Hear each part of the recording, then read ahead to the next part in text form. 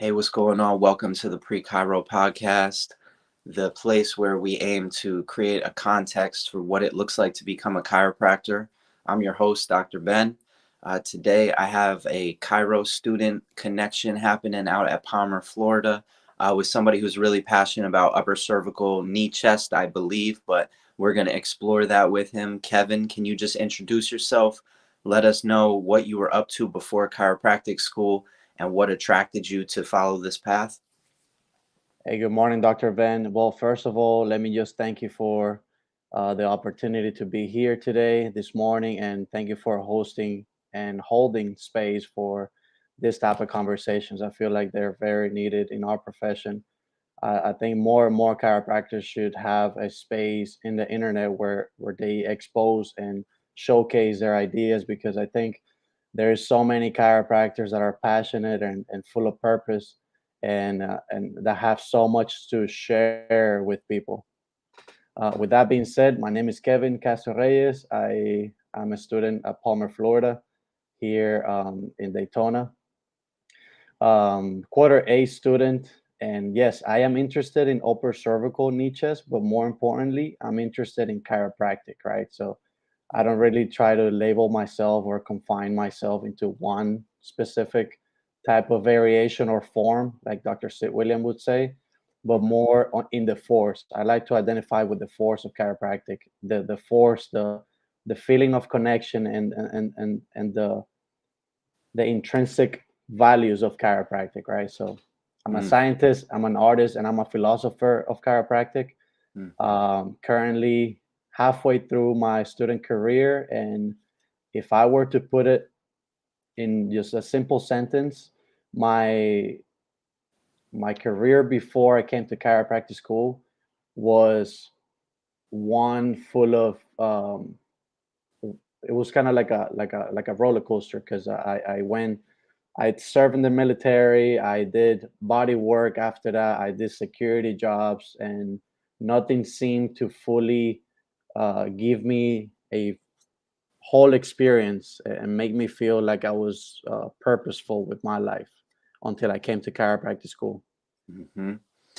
And what was that experience that you got exposed to the depth or the bigness of chiropractic that made you decide I'm going to go commit myself to the next 20 years, become a chiropractor, at least 20 years, right? It's a big commitment. Let's just be honest. If you're going to sign up, you're going to have to see the long road. It's a big investment financially, and it's also you need to immerse yourself. So what was it that really struck you so deep that you said, okay, this is my path? You know, it's funny because thank you for that question, but it's funny because I describe chiropractic and I like a relationship, right? Because I love chiropractic. I live chiropractic. I breathe chiropractic. I wake up thinking about chiropractic. I go to sleep thinking about chiropractic.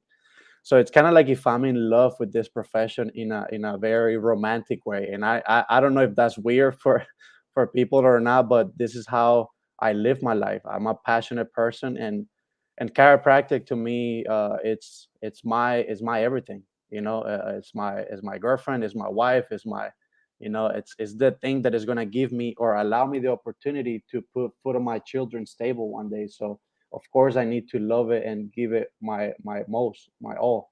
Hmm. But what did it was the fact that chiropractic is such a beautiful profession is actually written in book form, and this is what actually ultimately drove me into getting deep in chiropractic.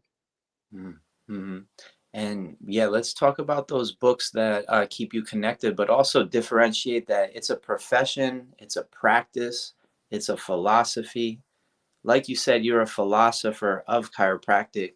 What does that mean to you? Because in order for it to be something that you're in relationship to say that you're in relationship with the profession, it could be kind of a, I don't want to say it could be a stressful relationship, but you being in an educational process and dealing with the profession and all the profession's challenges, that's one type of relationship. But I believe the thing that keeps you going to sleep at night, waking up in the morning, and being in love with chiropractic is not the profession, but it's maybe the thought of the practice of it or what you get to do as a chiropractor in the world. Can you go deeper into what it is that keeps you so passionate about it? What really drove me to this passion or madness relationship even deeper was a trip that I did to Dominican Republic with a group of people, and seeing chiropractic or seeing the effects that chiropractic can have in a person that is very ill is what really drove me into the profession even deeper. So I would say that, and I describe love not as a passionate, just like a superficial thing, but love needs to be first explored through the layer of acceptance. So I've already accepted chiropractic for what it is. I know that there is different people in chiropractic that have different philosophies and have different approaches. So I've came to accept that not everybody is gonna do upper cervical knee chest at the end of the day. So I think we should unite more in the force of chiropractic, not the form of chiropractic, like Dr. Sid Williams said. Hmm. All right, you got to talk about Sid Williams. You mentioned him twice now. Who was he?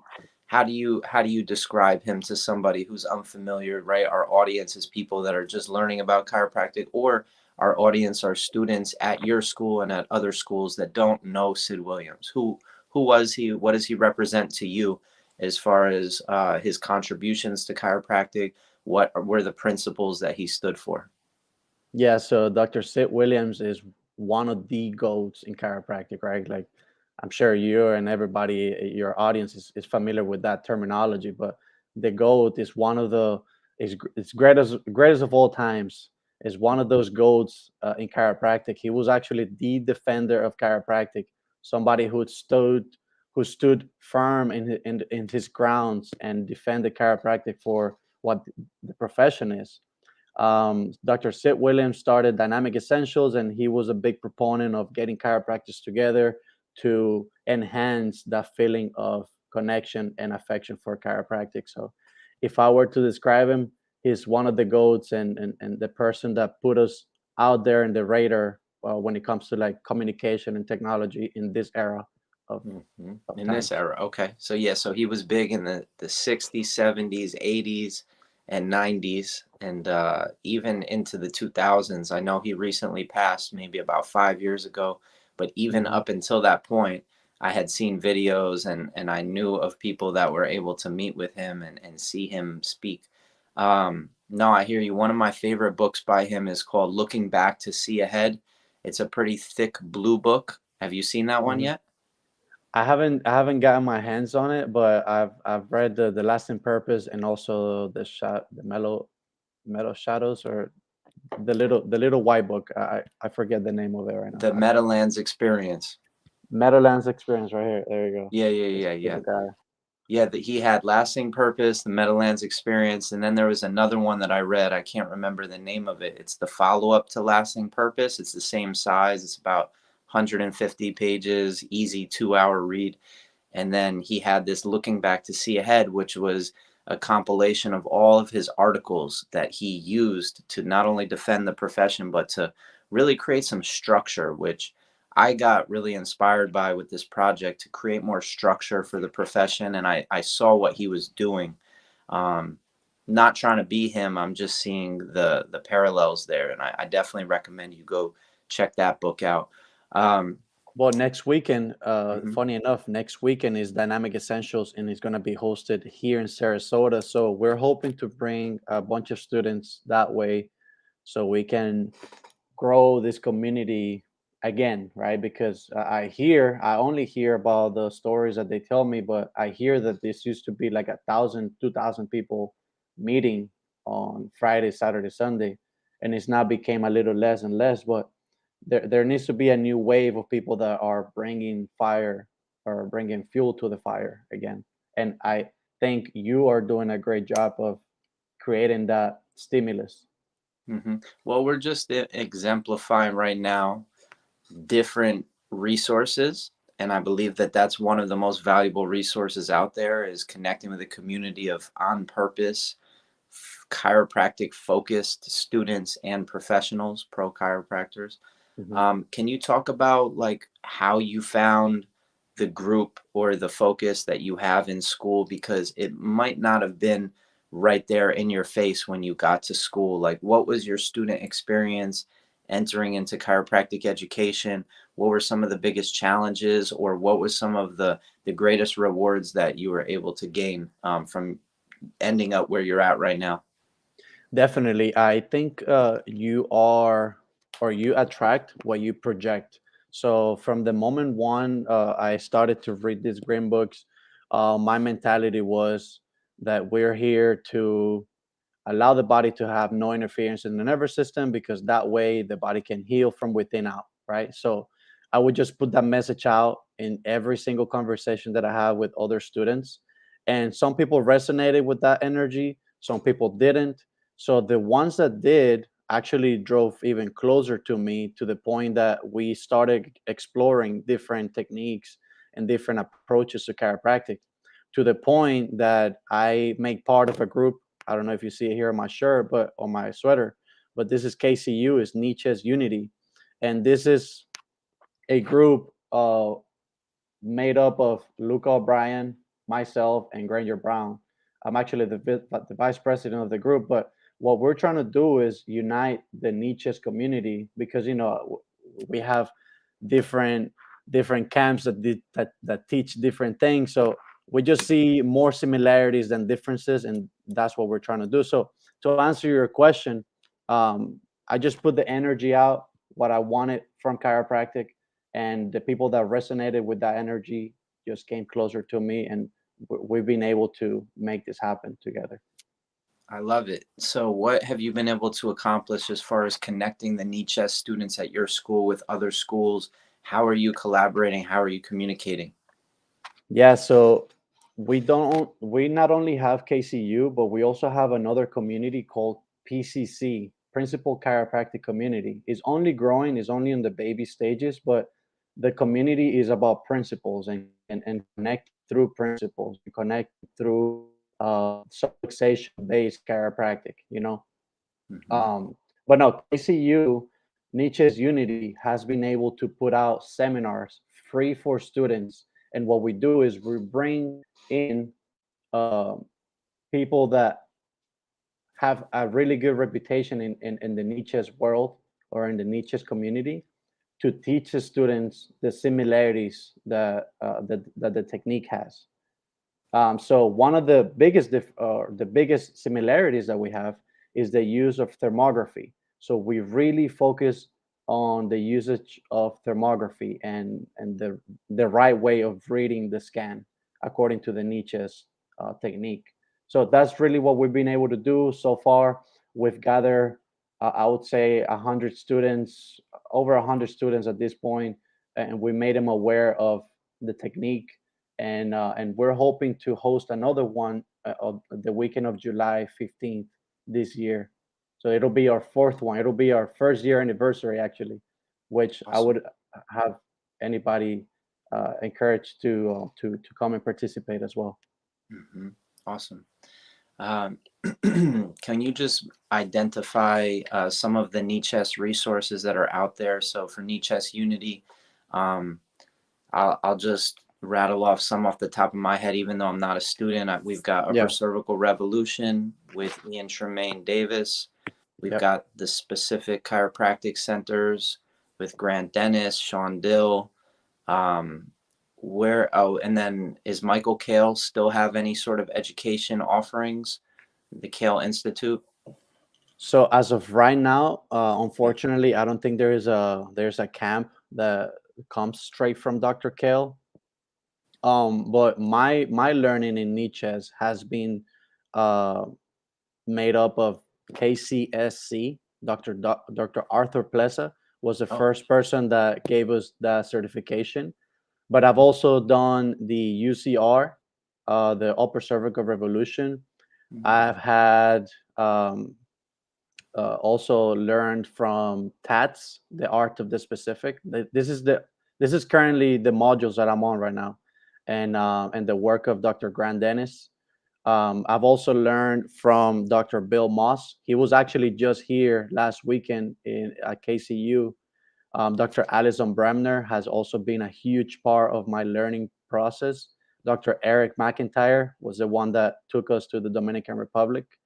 And the commonality among all the doctors that I've met so far is the passion and the purpose that they live in chiropractic. So there's little minute things like as far as like the hand, where does the hand go, how does this go, but at the end of the day, if you're using thermography, that's the thing that we can all unify it on. So I think they're all using thermography. So if you want to put your hand here or here, as long as you're clearing the graph, I think that's your own expression of the art. And that's really what we stress at KCU, is that chiropractic is art, science, and philosophy, or philosophy, science, and art. It doesn't matter how you arrange it. The art is yours, right? So Hmm. you gotta be scientific with the scan, but you gotta be also artful with the way that you decide to use your pisiform over snuff box or pisiform over phalanx.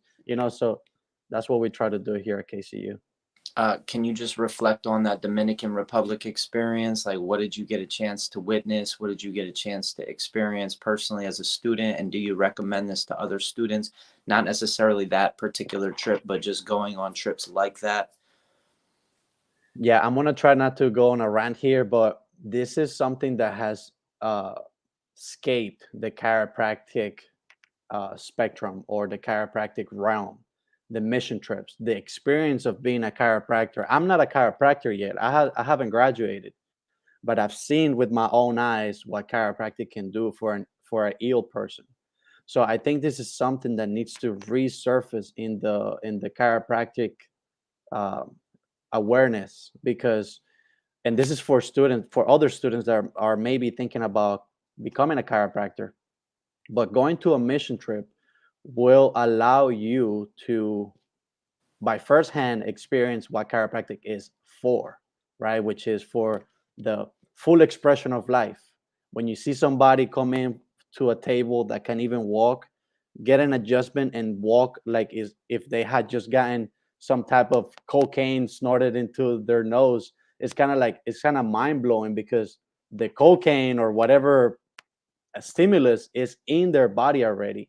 So I think experiencing that with Dr. Eric McIntyre and Dr. Alison Bremner, big shout out to them, because without them, I would have never been able to send my first knee chest adjustment. But it was because of the confidence that I saw in them, and because of the allowance that they saw and they allow me to have uh, in that trip, that made it click for me. So if you're a student of chiropractic, or if you're a doctor of chiropractic who hasn't really found your purpose yet, I highly recommend doing a mission trip and getting exposed to the sickest of the sick, and giving them chiropractic and see what their innate wants to do with that force that is introduced into their body. Hmm. Yeah, no, beautiful. So, where, like, looking forward now, if you're in eighth try, you're going into clinic soon. How do you bring these experiences into the clinic with you? What have they done for you as you go to serve the population yourself? And what's your outlook on your clinic experience going to be? Um, Obviously, you're practicing a technique that's not taught as a central curriculum, like as a core curriculum technique. So, are you going to be able to utilize those skills in the clinic? What are some of the challenges you see about clinic? What are some of the things you're really excited about with this clinic experience you're about to enter into? It's really mind blowing, right? Because BJ Palmer developed the knee, chest, upper cervical, horizontally headpiece. And for this technique to not be in the curriculum, I don't know, it blows my mind every time I think about it. However, big exclamation mark there, or big asterisk, a lot of professors at our school notice the passion that we have for chiropractic and notice the work that we put in. So a lot of them are open, at least they're open to the idea of experiencing and allowing this technique to come back into, I don't know if the curriculum, but at least clinic. Mhm. So I've been blessed to have professors that may not be as philosophically sound as Nietzsche's docs, but they're open-hearted and open-minded enough to say, you know what, this kid wants to do this. Let's see what he has to offer, right? So I've been blessed in that regard. But I was gonna say something that I think applies to here, which is Dr. Sean Dill has a really uh, interesting quote. He said, "Have a conviction greater than the desire to please others."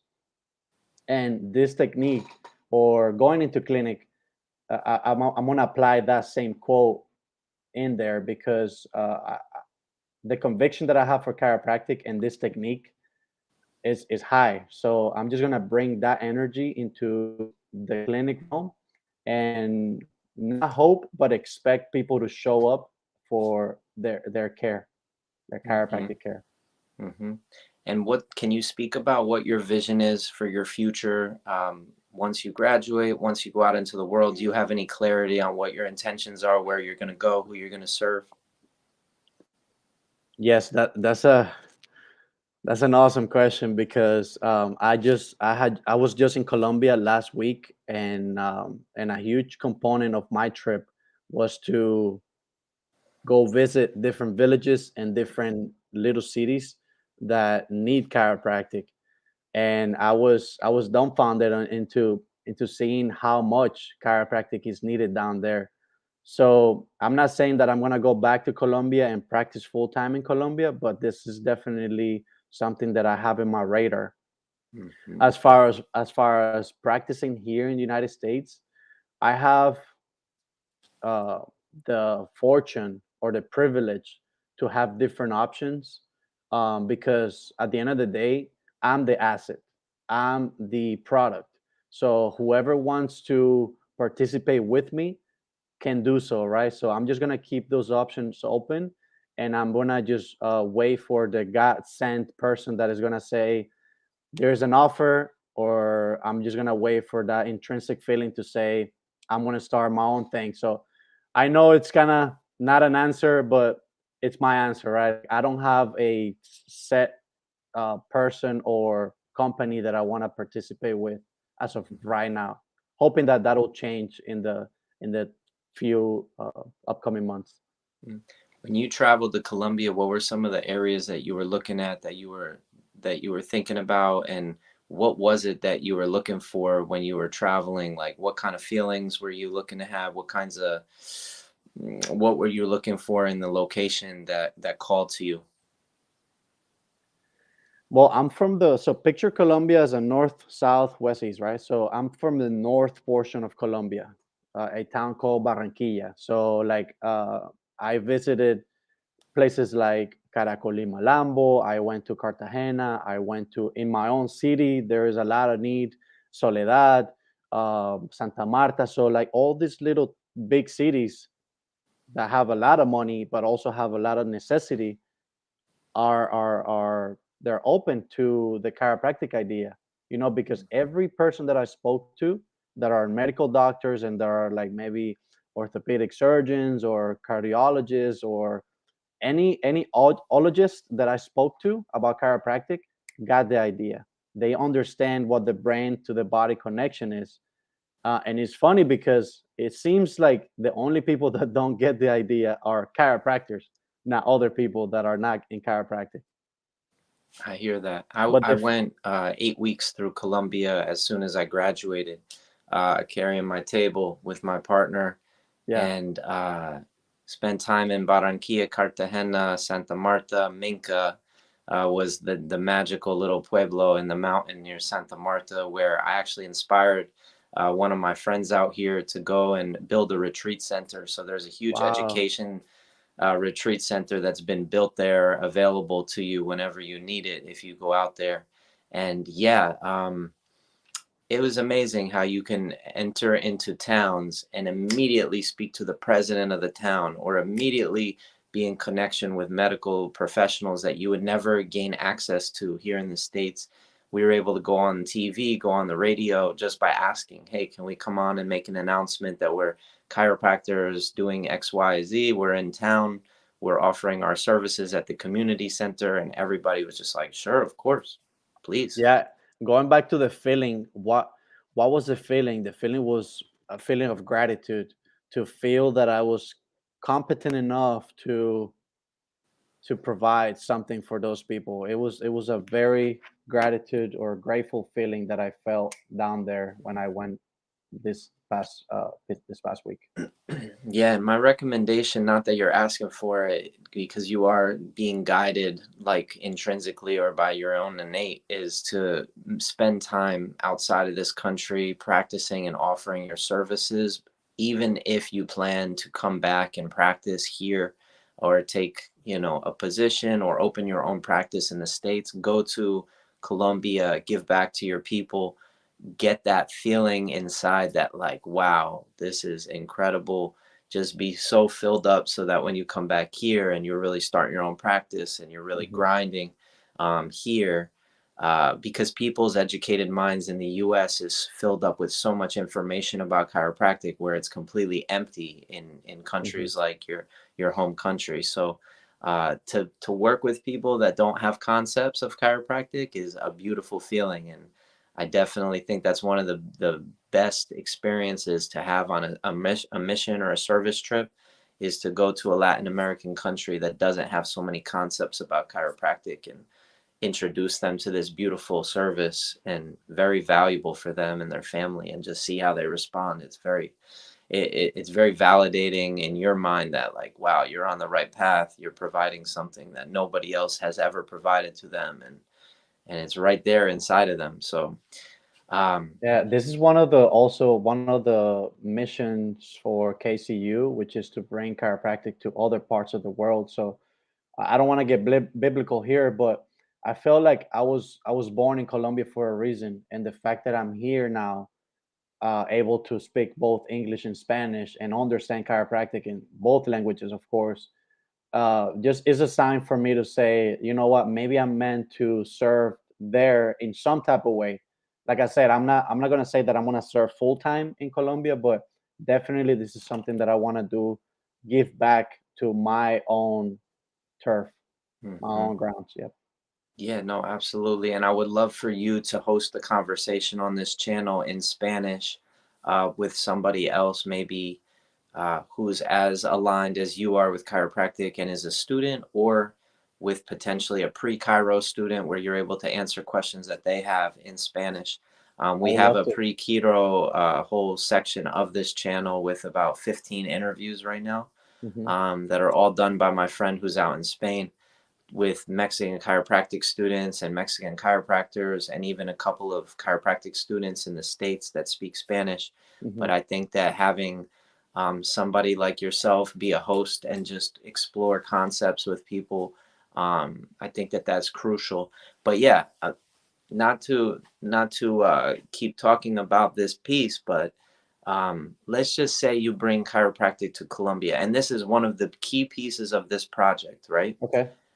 This project, for whatever reason, has never been fully focused on and embraced by anybody in the profession until now. And I'm just going to go out and say that, because I'm Yeah. I'm disappointed that none of these on fire, on purpose chiropractors have ever fully focused on the pre-Chiro population, the pre-Chiro student.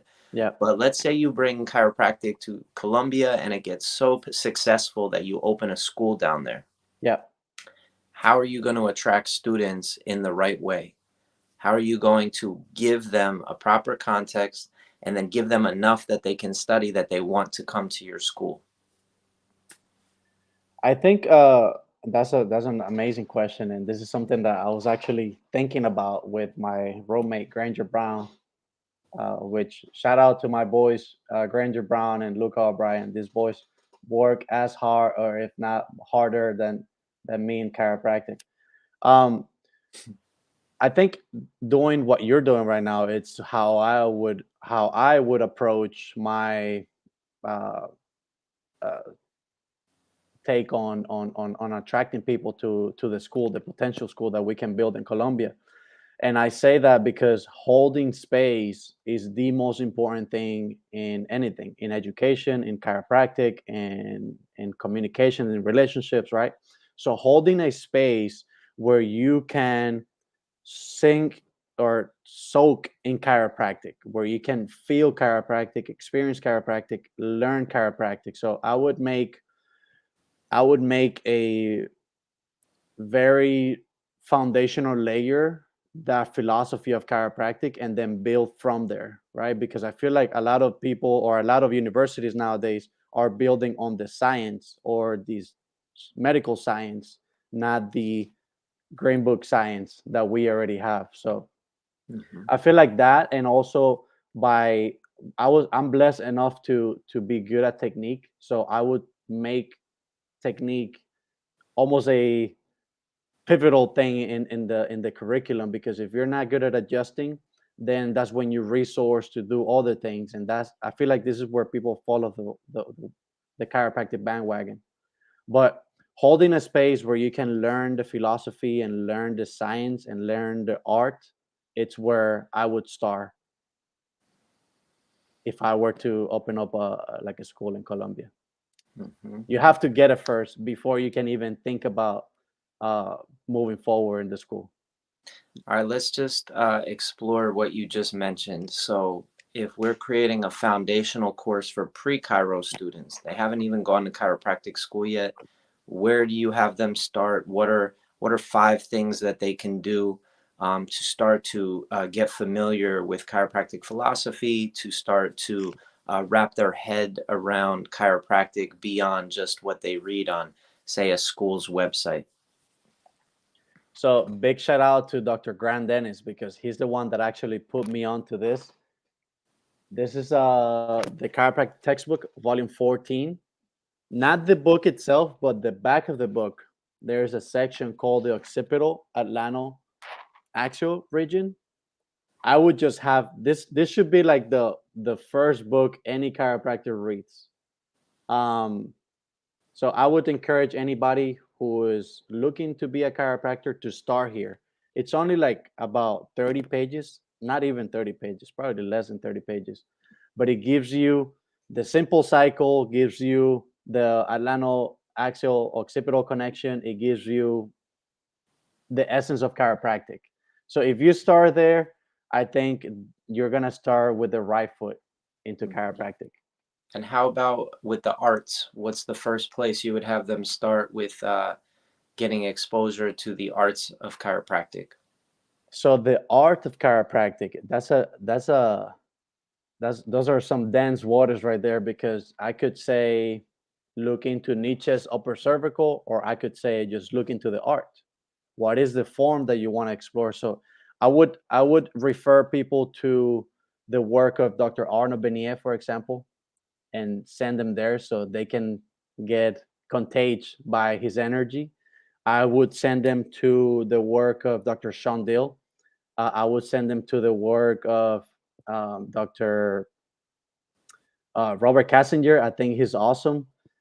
Uh, but the art, I would say, just watch BJ's videos on YouTube adjusting. I think those are pretty good to watch always, and it gives you like a feeling of what they were feeling back then.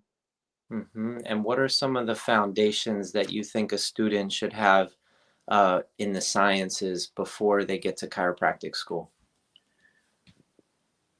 Somebody who's huge right now, Dr. Monique Andrews. The shout out to Dr. Monique Andrews. I think I'm gonna see her in a few months at Mile High. But she is the science goat right now in chiropractic. So I would just refer them to Dr. Monique Andrews. I think she has a very beautiful way to explain the science of subluxation. But even Dr. Grant Dennis, I think his neurology is up there when it comes to how to explain it in a very simple way. Because I tell you the truth, Dr. Ben, I'm not the smartest guy in the room ever. But when Dr. Grant Dennis explains subluxation in a scientific way, I'm able to understand it. So I would refer people to the TATS program for the neuro portion. I think is a beautiful way that they build that for students. And Monique Andrews, ultimately, to understand what is it that is happening when your body is subluxated. Hmm. Cool, cool. And then as far as like skills that students can develop before they go to chiropractic school, what types of skills will prepare them for the arts of chiropractic? Honestly, my honest opinion, hugging people or touching people or just knowing how to rest your hand on somebody and just stay there. I would just you don't have to practice like fast muscle twitch fibers or any of that nonsense yet. Just hug people and just hold on your next hug, hold on to it 10 more seconds and see if you feel comfortable there. If you don't, then that's your practice. You have to hold on to people for at least 20 seconds next time you hug somebody. So I would say hugging, developing that connection from heart to heart is what needs to be practiced more often in chiropractic. A lot of people just want to just move things, crack and rack, which is fine to their level of conviction, but they're doing a disservice to the person that they're serving because they're not hugging them every time they get adjustment from them. So I would say hugging practice, we're gonna call it the hugging practice. And is there any types of skills in the communication department that you would recommend a student really dedicate themselves to at least getting some familiarity with or some connection to? Watch Dr. Reggie Gold videos on YouTube. They're free, they're available, and they're just waiting for you to just hit play. I think Dr. Reggie Gold not only was a goat in chiropractic, but was my biggest influence when coming into chiropractic school because it was through him that I found the principle of chiropractic. His explanation, the way he spoke, the confidence that he projected, that's what really drove me ultimately to dive deep into the philosophy of chiropractic. So if you're a student and if you are looking to develop your communication skills, I would definitely hit play on any Dr. Reggie Gold video. The Valley of the Blind is should be a requirement to be a chiropractor. Like you don't want to perpetuate that idea of being in a valley of people that are blind to what's in front of them. But he also has a expert series. He has like 7 videos that are consecutive in a like an auditorium form where he's giving a lecture on chiropractic one-on-one. I think that's where somebody who's looking into developing their communication skills should start watching Dr. Reggie Gold videos. Other than that, you have many other people, but essential is Dr. Reggie Gold. Okay. So if you were going to an office, you've been to many offices at this point. If you were going to an office, what are some key things that you can recommend to a prospective student who's spending hours at an office? What are some things that they should watch, experience, maybe ask questions about, maybe learn, really key in on that they can learn more about when they go to visit chiropractors in practice? Yeah, and actually, thank you for bringing that up because I don't think students do this a lot, right? Like they take the break and they go to their families or they go to a cruise or they go into like a party. It's cool like that. That's really cool, but it would be even better if you went and shadow your neighbor chiropractor or your neighborhood chiropractor. So something that to look for that I look for is objectivity, love, and connection in chiropractic. Like if I have those 3 things, um, those are my 3 things that I look for when I go shadow people. Like I make sure they're looking for some type of objectivity, whether it's I don't know, even leg checks is an objective finding. So I would say objectivity. I watch how they communicate to their patients, especially the new patients coming in. And the last thing is the passion that they just carry with themselves every time they walk around their office. So I'm fortunate enough to know Dr. Eddie Martinez in Miami. That's kind of like my to go chiropractor to go shadow because I'm back home and I'm visiting my mom and at the same time I'm doing chiropractic. So Dr. Eddie Martinez has those 3 components that I always look for. So it's always a good time with Dr. Eddie. But Mhm. I've shadowed many other people, and those are the three things that I look for. And not only Nietzsche's chiropractors, by the way, like I'm shadowing Gonstead chiropractors, Nietzsche's chiropractors, diversified chiropractors, so because I want to learn what are they doing and what I wouldn't want to do in my practice. So I think Mhm. everything is a learning experience if you decide that, right? Because you are the one that says, did I learn or did I not learn from this? And I think personally, I think we all have an opportunity to learn from every single experience. Mhm. And being that you worked as a team to start this KCU, I think it's Mhm. a perfect question to ask you if a pre-Chiro student was starting their own pre-Chiro club on their college campus. What are some challenges they're going to face? What are some things that you want them to focus on so that they can really reach fellow students and communicate with a clear message what it is that they're doing and actually start to build the club? Because as you said, you're entering your 1 year anniversary and you have a really recent and fresh experience of what it's like to start something new and really brand it and build it. I think something that we can exploit nowadays is social media and pictures in phones. That's how I call it. Pictures in phones. People are addicted to this thing, to their phones, right? So why not give them an opportunity to be addicted to your content, right? So I would say just start from there. Make sure your social media. By the way, shout out to Nietzsche's Unity on Instagram if you want to follow it or give it a like. We appreciate every single person that comes through there.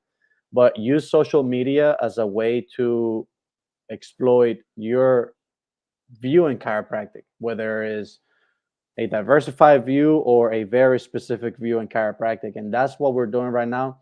We're just building our social media, getting on people's, sliding on people's DMs, sending emails, and using technology as a way, as a port of entry for a lot of the people that are not even aware of KCU. So I Mhm. would say social media and technology is huge as of right now, Mhm. and also the way that we carry ourselves around campus, because a lot of the people that go to KCU are not forced. Of course, they're not forced. I mean, some of them are forced to go, but not all of them are forced to go to KCU.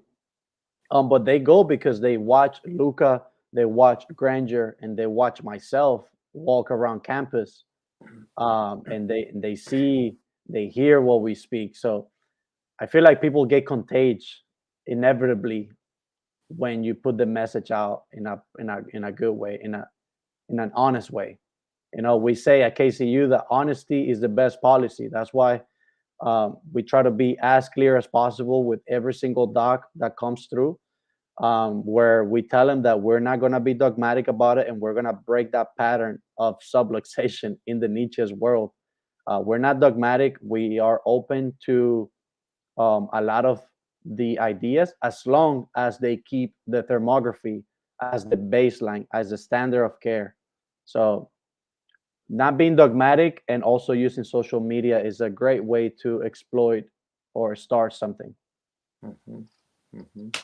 And then lastly, if there was a capstone independent study project that a pre-Chiro student had the ability to go through after having gotten their foundation of chiropractic, developed some fundamental skills, shadowed a number of different offices, started or participated in growing chiropractic pre-Chiro club on their college campus. What types of things you think that they might want to explore, being that they have more time to really get creative and think through some projects that they might want to work on before they enter into chiropractic school? I'm telling you, people don't get enough philosophy, and I'm sorry to be so philosophically grounded or philosophically driven, but I think the more philosophy you come into chiropractic with, the more it stays with you, because what tends to happen is people don't come in with any philosophy.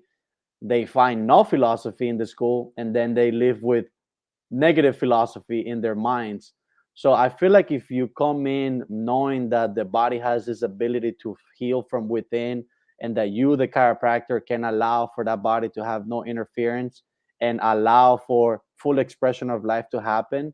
And if you live that, and if you know how to say it well, I think that's mainly what's pivotal in your experience as a chiropractic student.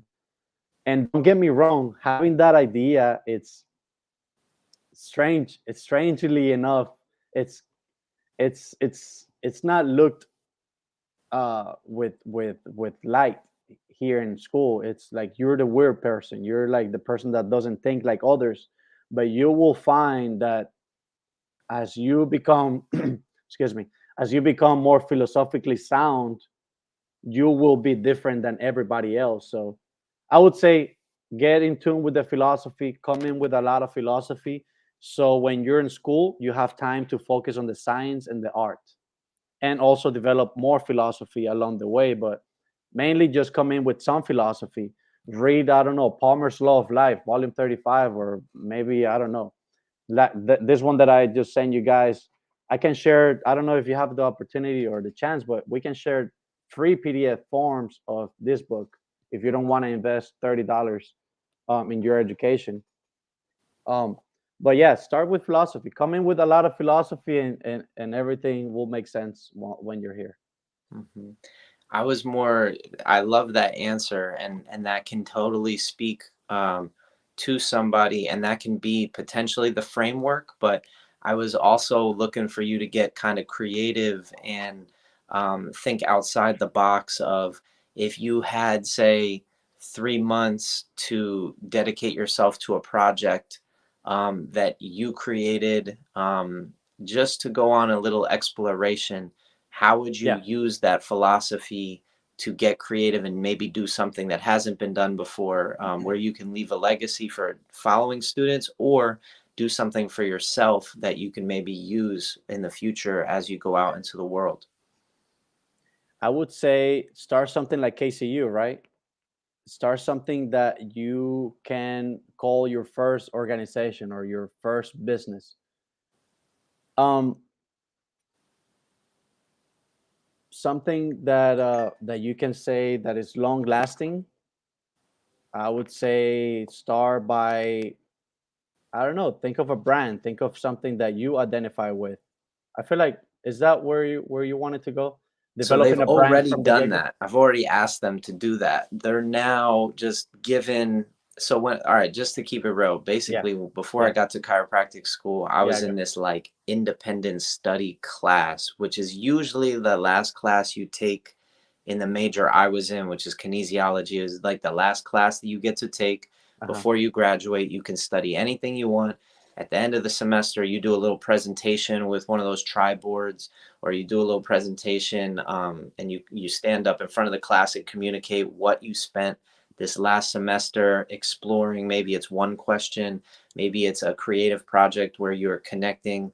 Like what my project was, is I was going to explore all the different healthcare professions and find out what was calling me the most, Hmm. and then present what were the things that I was attracted to and the things I was repelled by in all these different professions. So I was just curious if, um, so I'm really passionate about trying to make that moment a pivotal moment for a person, Hmm. or make that moment a more special moment by giving them ideas on things that they can go and explore, or giving them ideas like free reign, like go and explore whatever you want in the name of chiropractic. But I was just curious if you had something that you rattled off that was like, I don't know, just something like KCU, where you're connecting students from different schools around a common objective. I think that right there is definitely like a different project than starting your own club on your campus. So that could be what you meant when you said start a KCU. Yeah, starting having I think what we're getting to, like the essence of this, is having a mission, having somewhere where you can say, just have a dream, right? Have a I don't know, be a kid, and see if you can change the world, right? Like have that project. Like I'm in the mission of changing chiropractic.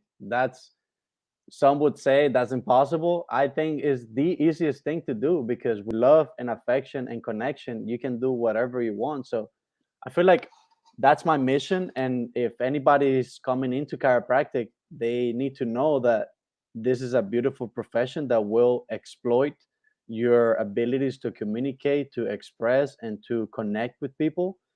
Or it could be a profession that is just gonna just sink you down into the ground. So I feel like having a mission is pivotal coming into chiropractic school. Like if you don't have a purpose, you are not gonna find um, purpose in life, just period, right? So we get connected with who you are first before you coming into chiropractic, because Jesus Christ wasn't able to heal others before finding himself. So and everybody else, right? Because if we are all walking the life of Jesus, then you need to find yourself before you even start to serve others.